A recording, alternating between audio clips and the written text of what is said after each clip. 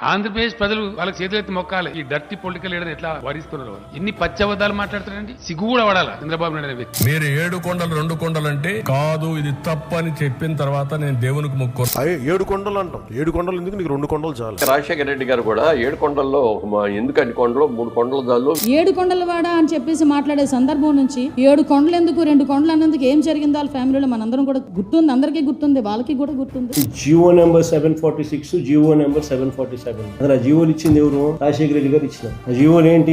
టీటీడీని 7 కొండలుగా గుర్తించింది రాజశేఖర రెడ్డి గారు నాన్న. టీటీడీ పరిధిని 350 కిలోమీటర్లు పెంచింది నాయన. అన్య మత ప్రార్థనలు జరగకుండా కట్టడి చేస్తూ జియోలు ఇచ్చింది కూడా నాయనే, వైఎస్ఆర్ఏ. చంద్రబాబు నాయుడు గారు అప్పట్లో బీజేపీతో లేడు, ముస్లిం ఓట్స్ తో పనిపడింది, క్రిస్టియన్ ఓట్స్ తో పనిపడింది. అప్పుడు ఇదే చంద్రబాబు నాయుడు గారు ఏమన్నా 2009లో 746 జియో 747 జియో వైఎస్ఆర్ గారు ఇచ్చినారు, మేము వచ్చినా క్యాన్సిల్ చేస్తామన్నా. ఇది హిస్టరీ. ఆ వీడియో రికార్డ్ ప్లే చేయ మా చంద్రబాబు నాయుడు అన్న మాట. 746-47 జీవోలు 2 వచ్చాయి. నేను ఉన్నప్పుడు ఎప్పుడు కూడా జీవోలు అవసరం రాలేదు. ఈ ప్రభుత్వం వచ్చిన తర్వాత ఈ 2 జీవోలు కూడా వచ్చాయి. తెలుగుదేశం పార్టీ దీనికి వ్యతిరేకంగా ఉంటాం. రేపు అధికారంకి వస్తానే ఈ 2 జీవోలు కూడా తీసేస్తామని చెప్పి కూడా నేను మీ అందరికి హామీ ఇస్తున్నాను.